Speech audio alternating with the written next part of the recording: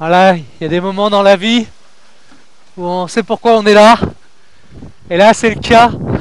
Salut à tous, bienvenue sur Comme un seul homme. Donc, la coucher de soleil dans les 50e, qui est incroyable. D'ailleurs, bienvenue dans les 50e, hein, on y est depuis hier.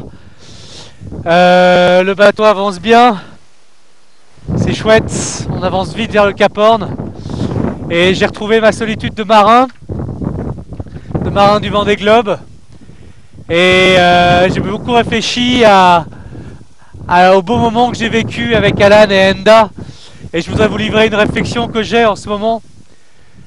Cette réflexion, c'est que on a beaucoup parlé avec Enda et Alan, et j'ai été très étonné de voir à quel point on se ressemblait, à quel point on pouvait vraiment même être quasiment frères, parce que quand on parlait de notre course, de ce qu'on avait fait, j'ai réalisé qu'on avait les mêmes peurs, on avait les mêmes rêves, on avait les mêmes frustrations, on avait les mêmes façons de voir les choses.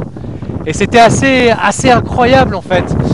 Et je me suis dit, mais on est tellement différents en âge, en culture, en éducation, en background, en façon de faire les choses. On est tellement différents et pourtant on se ressemble tellement, tellement. Et je me suis dit, mais c'est vrai qu'à terre, on est tellement obnubilé par ces différences visibles, le fait d'être d'une certaine couleur de peau, d'avoir tel genre, d'avoir tel âge. On nous met facilement dans des cases et on est obnubilé par ces cases. Et en fait, ce qui est important, c'est l'invisible. C'est ces ressemblances invisibles quand on a un projet commun ou quand on a une vision commune. C'est ça qui est important, c'est le fondamental. Donc en fait, j'aimerais vous inviter à avoir cette réflexion.